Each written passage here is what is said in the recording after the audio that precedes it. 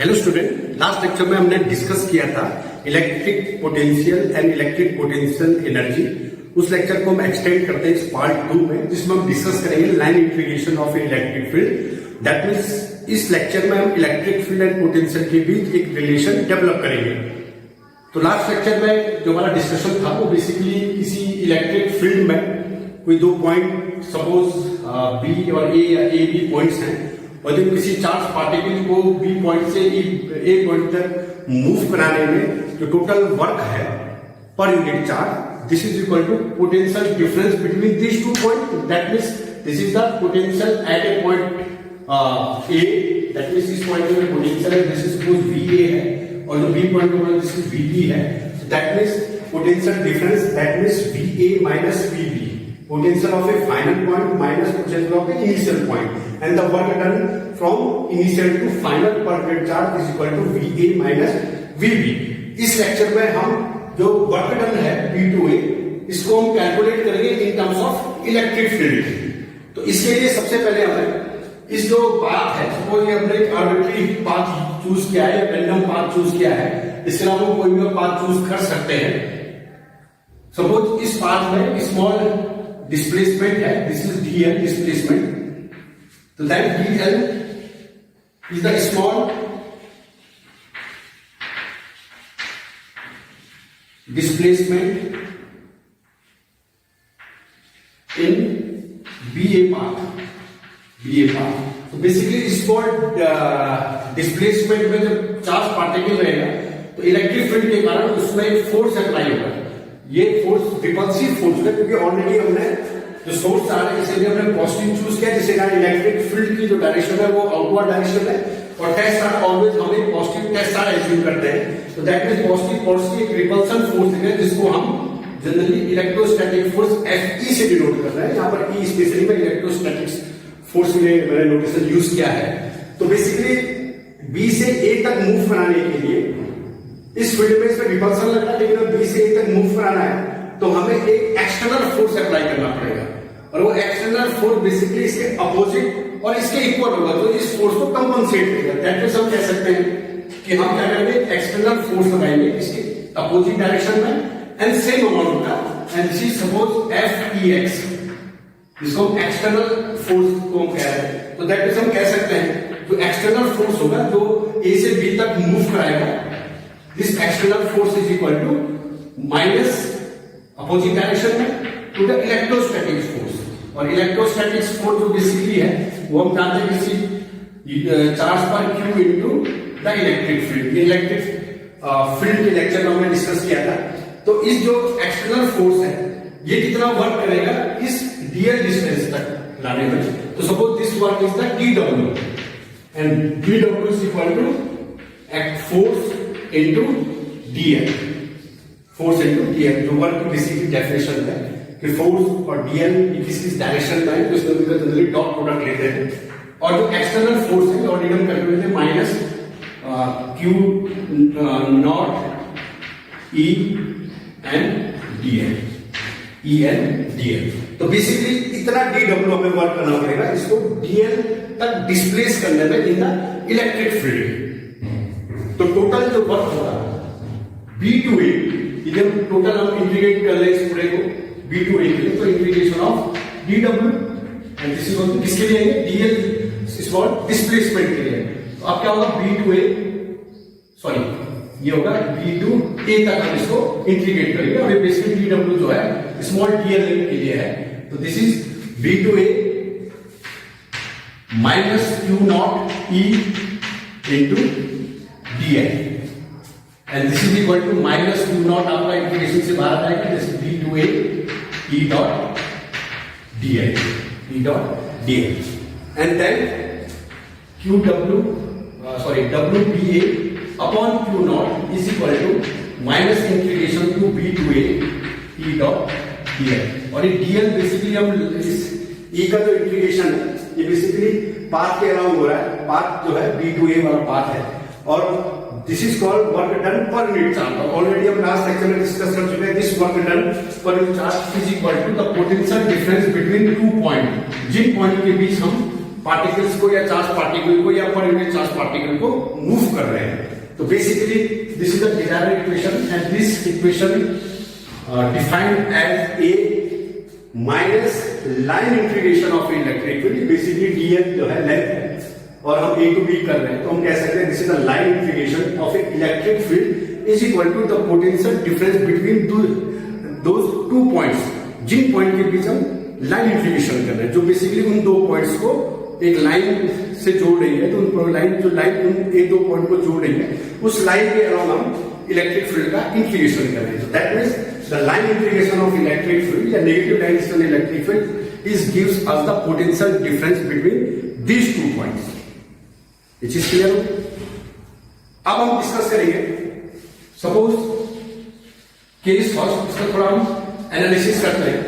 Case first, suppose VB is at infinity, यदि VB जो है या B point B at infinity, that VB is equal to V infinity, और V infinity पर हम potential always zero हम assume करते हैं। तो इस केस में हम कह सकते हैं VA is equal to minus infinity to A, that is E dot dl। तो basically this is the potential at point A is equal to line integration E dot dl, और लाइन इंटीग्रेशन कहां से होगा? Infinity to that point, और this is the work done. तो basically हम work done एक particular points के लिए यदि हमें पोटेंशियल डिफाइन करना हो, तो हम कह सकते हैं कि work done from a charge particle bring to from infinity to that point, और यही उसी लाइन के अलॉन्ग हम उसका लाइन इंटीग्रेशन भी कर सकते हैं इलेक्ट्रिक फील्ड का। ये बेसिक पोटेंशियल का है।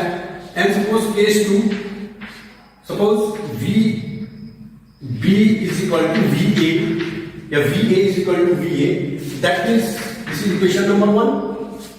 तो दैट मीन्स जो minus B to A E dot dl के लिए integration this is equal to 0, that is इस इंटीग्रेशन की जो वैल्यू होगी दिस इक्वल टू 0, और ये इंटीग्रेशन को हम और डिफाइन करते हैं। तो B to A this is E dl cos of theta is equal to 0, and this theta is the angle between E vector and dl vector। That means हमारा जो E वेक्टर dl वेक्टर है, हम basically इस direction में move कर रहे हैं, और जो E वेक्टर है वो बेसिकली हमारा आउटवर्ड डायरेक्शन में है। तो इनके बीच का जो एंगल है this is called the theta, this is called the theta. तो ये क्वांटिटी कब 0 होगी? क्योंकि E भी आपका फाइनाइट है, चार्ज है, तो एक फाइनाइट इलेक्ट्रिक फील्ड होगा, डिस्प्लेसमेंट स्मॉल डिस्प्लेसमेंट ले रहे हैं। तो when theta is equal to 90 या π/2, तो हम कह सकते हैं this quantity is equal to 0। तो that means theta is equal to 90, that means E perpendicular to dl vector. E और dl वेक्टर दोनों एक दूसरे के परपेंडिकुलर है, दैट मीन्स हमारा जो मोशन है वो इलेक्ट्रिक फील्ड के परपेंडिकुलर है। और यदि इलेक्ट्रिक फील्ड के परपेंडिकुलर यदि हम A से B मोशन करें, यदि मैं इसको यहाँ पर डिफाइन करूं, ये इलेक्ट्रिक फील्ड के परपेंडिकुलर लाइन है। इस लाइन में सपोज दो पॉइंट्स A एंड B है, सपोज ये पॉइंट इस लाइन में हो और B पॉइंट सपोज इस लाइन में हो, तो हम कह सकते हैं इस A से B जो ये मूव करते हैं, तो दैट मीन्स VA और VB are the same, that means A point और B पॉइंट दोनों सेम पोटेंशियल में होंगे, और यदि सेम पोटेंशियल में है तो work done is equal to 0। That means यदि हम इलेक्ट्रिक फील्ड के परपेंडिकुलर मूव कर रहे हैं, यदि चार्ज पार्टिकल इलेक्ट्रिक फील्ड के परपेंडिकुलर मूव कर रहा है, तो उसमें कोई भी वर्क नहीं किया जाएगा। या चार्ज पार्टिकल इलेक्ट्रिक फील्ड के परपेंडिकुलर मूव कराने के लिए कोई एक्सटर्नल वर्क नहीं करना पड़ेगा, there is the work done is equal to 0। तो इस केस में हम कह सकते हैं all point in a plane, यदि हम 3 डायमेंशन के केस में बोले, all point in a plane और plane which is perpendicular to the direction of electric field,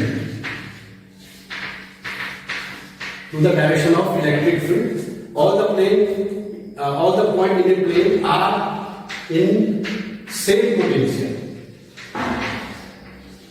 तो 3 डायमेंशन एज्यूम करें कि इलेक्ट्रिक फील्ड यदि 3 डायमेंशन स्पेस में है, तो जो परपेंडिकुलर होगा बेसिकली एक लाइन ना होकर एक प्लेन होगी। तो इस प्लेन यदि इलेक्ट्रिक फील्ड के पैरेलल जितने भी प्लेन परपेंडिकुलर जितने भी प्लेन है उन प्लेन के प्रत्येक पॉइंट पर जो प्रत्येक पॉइंट है वो सेम पोटेंशियल होंगे। तो दैट मीन्स उस प्लेन को जनरली हम इक्विपोटेंशियल प्लेन कहते हैं। इक्विपोटेंशियल प्लेन या surface, this is the definition of equipotential plane. तो दैट मीन्स यदि हमें इलेक्ट्रिक फील्ड में एक इक्विपोटेंशियल प्लेन या सरफेस आइडेंटिफाई या ड्रॉ करना है तो हम बेसिकली इलेक्ट्रिक फील्ड के परपेंडिकुलर एक प्लेन ड्रॉ करेंगे और हम कह सकते हैं this plane is the equipotential plane या सरफेस। तो यहां से हम इक्विपोटेंशियल प्लेन भी डिफाइन करते हैं। सपोज थर्ड केस हम लेते हैं, E इज द कांस्टेंट। ये इलेक्ट्रिक फील्ड जो है वो बेसिकली कांस्टेंट है और इलेक्ट्रिक फील्ड कांस्टेंट है दैट मींस किसके रिस्पेक्ट में, बेसिकली आप इलेक्ट्रोस्टैटिक्स में वर्क कर रहे हो और इलेक्ट्रोस्टैटिक्स में चार्ज पार्टिकल रेस्ट में जाता है और ये चार्ज पार्टिकल रेस्ट में है तो चार्ज किसी पॉइंट पर जो इलेक्ट्रिक फील्ड होगा पर्टिकुलर पॉइंट पर, सपोज मैं ए पॉइंट में इलेक्ट्रिक फील्ड कहता हूं, बी पॉइंट में इलेक्ट्रिक फील्ड कहता हूं, तो ए पॉइंट पर और बी पॉइंट पर इलेक्ट्रिक फील्ड डिफरेंट होगी, बट ए पॉइंट पर जो इलेक्ट्रिक फील्ड होगा वो टाइम के रिस्पेक्ट में इंडिपेंडेंट होगा। That means there is no time varying electric field. तो इलेक्ट्रोस्टैटिक्स में पहले ही हमने टाइम इंडिपेंडेंट इलेक्ट्रिक फील्ड को कंसीडर किया है और यहां पर जो ई कांस्टेंट कह रहे हैं तो ये बेसिकली स्पेस के रिस्पेक्ट में भी जो है ई कांस्टेंट है। अदरवाइज यदि हम इलेक्ट्रिक फील्ड की डेफिनेशन देखें तो this is proportional to 1/r²। तो डिस्टेंस के साथ इलेक्ट्रिक फील्ड भी वेरी होता है। लेकिन सपोज हम एज्यूम करते हैं एक हमारे पास एक स्मॉल स्पेस ऐसा है जहां पर इलेक्ट्रिक फील्ड बेसिकली कांस्टेंट है स्पेस के साथ, टाइम का कंसेप्ट तो इलेक्ट्रोस्टैटिक्स में है ही नहीं। तो suppose this is the electric, ये कांस्टेंट इलेक्ट्रिक फील्ड है, इसकी डायरेक्शन सपोज हम पॉजिटिव एक्स एक्सिस की या राइट साइड में डिफाइन कर रहा हूं और हम जो मोशन है हम बेसिकली बी पॉइंट से ए पॉइंट तक मूव कर रहे हैं अपोजिट दिस डायरेक्शन। तो इस डायरेक्शन में जो इलेक्ट्रिक पोटेंशियल होगा basically V A minus V B is equal to minus line inclination of electric field. और बेसिकली ए और बी पॉइंट की सपोज डिस्टेंस डी है, हम बी एक पर्टिकुलर डिस्टेंस है क्योंकि बहुत स्मॉल डिस्टेंस होगी क्योंकि ऑलरेडी एक ऐसा रीजन जहां पर इलेक्ट्रिक फील्ड कांस्टेंट है तो बेसिकली वो बहुत स्मॉल रीजन ही होगा। तो बेसिकली हम एक स्मॉल डिस्टेंस ले रहे हैं जो डिस्प्लेस कर रहे हैं बी से ए तक और इसमें जो बेसिकली डीएल एलिमेंट होगा वो इसके अलाउंग होगा। सपोज डीएल एलिमेंट है दिस इज अलाउंग, इसके अलाउंग होगा तो हम कह सकते हैं कि जो डीएल वेक्टर है वो ई वेक्टर के एंटी पैरेलल है। तो that means minus E dl cos of theta और ये cos of theta basically theta is equal to 180 क्योंकि एंटी पैरेलल है। तो that is equal to minus E dl और cos थीटा की वैल्यू -1 तो -1 और माइनस को मल्टीप्लाई करें तो दिस इज प्लस, तो प्लस ई डीएल आ जाएगा। और जो हमारा एजम्पशन है कि इलेक्ट्रिक फील्ड इस रेंज में कांस्टेंट है दैट मींस ये बेसिकली इलेक्ट्रिक फील्ड जो इंक्लिनेशन से बाहर आ जाएगा क्योंकि इलेक्ट्रिक फील्ड इस लेंथ के लिए कांस्टेंट है बेसिकली कांस्टेंट इलेक्ट्रिक फील्ड हम एज्यूम कर रहे हैं। तो इस केस में हम कह सकते हैं दिस इज ई और यदि हम स्मॉल डीएल का इंटीग्रेशन करें बी टू ए तो दिस इज द डिस्टेंस देगा ए टू बी की, ये जो लेंथ है ए टू बी तक दिस इज ई है। तो हम कह सकते हैं E is equal to V A minus V B upon D. तो at a constant electric field the potential difference between 2 point upon the length of these 2 point या तो 2 पॉइंट के बीच की जो डिस्टेंस है is equal to the electric field. तो that means कि हमारे पास इलेक्ट्रिक फील्ड नोन है और कोई पर्टिकुलर 2 पॉइंट्स हम ले रहे हैं जिनकी डिस्टेंस हमें नोन है तो उन 2 पॉइंट के बीच का हम इलेक्ट्रिक पोटेंशियल डिफरेंस जो है एज्यूम कर सकते हैं, तो डिफरेंस कैलकुलेट कर सकते हैं। और यह हमारे पास इन्हीं 2 पॉइंट के बीच का इलेक्ट्रिक पोटेंशियल नोन है, जो उनके बीच का इलेक्ट्रिक पोटेंशियल डिफरेंस नोन है और हमें उन 2 पॉइंट के बीच की डिस्टेंस भी पता है तो हम वहां पर इलेक्ट्रिक फील्ड इंटेंसिटी कैलकुलेट कर सकते हैं। Is clear? और जो इलेक्ट्रिक पोटेंशियल है बेसिकली इस वाले केस में इसी इलेक्ट्रिक पोटेंशियल डिफरेंस है और ये बेसिकली इलेक्ट्रिक पोटेंशियल है एट पॉइंट ए। तो यहां पर इलेक्ट्रिक पोटेंशियल मैं डिफाइन कर रहा हूं और यहां पर मैं इलेक्ट्रिक पोटेंशियल डिफरेंस कर रहा हूं। बेसिकली डिफरेंस इन्हीं 2 पॉइंट के बीच का है और जो इलेक्ट्रिक पोटेंशियल और बेसिकली किसी एक पॉइंट का अपना इलेक्ट्रिक पोटेंशियल है। लेकिन यदि हम इसको फिजिकल इंटरप्रेट करें तो this is also a electric potential difference, but यहाँ पर जो सेकंड पॉइंट है वो इन्फिनिटी में है। तो दैट मीन जब हम केवल इलेक्ट्रिक पोटेंशियल कह रहे हैं किसी पॉइंट का, तो जो सेकंड पॉइंट से जो रेफरेंस पॉइंट है दिस इज ऑलवेज इन्फिनिटी। और जब मैं इलेक्ट्रिक पोटेंशियल डिफरेंस कह रहे हैं दैट मीन्स दोनों पॉइंट जो है वो इलेक्ट्रिक फील्ड में है। तो यहाँ पर एक नोन चीज क्लियर हो गई कि यहाँ पर जो पोटेंशियल हम डिफाइन कर रहे हैं इसका, ये basically with respect to infinity, और इन्फिनिटी पोटेंशियल बेसिकली हम जीरो काउंट करते हैं। तो ये था आज का लेक्चर, इलेक्ट्रिक पोटेंशियल और इलेक्ट्रिक फील्ड के बीच का रिलेशन, या हम कह सकते हैं line integration of electric field. Next lecture में इसका जो पार्ट 3 है वहां पर हम डिस्कस करेंगे एक इलेक्ट्रिक फील्ड, एक जो इलेक्ट्रिक जो फील्ड है वो बेसिकली जो है कंजर्वेटिव फील्ड है, या एक क्लोज लूप के लिए इलेक्ट्रिक फील्ड, जो क्लोज लूप इंटीग्रेशन करके इलेक्ट्रिक फील्ड का this is equal to 0। Thank you.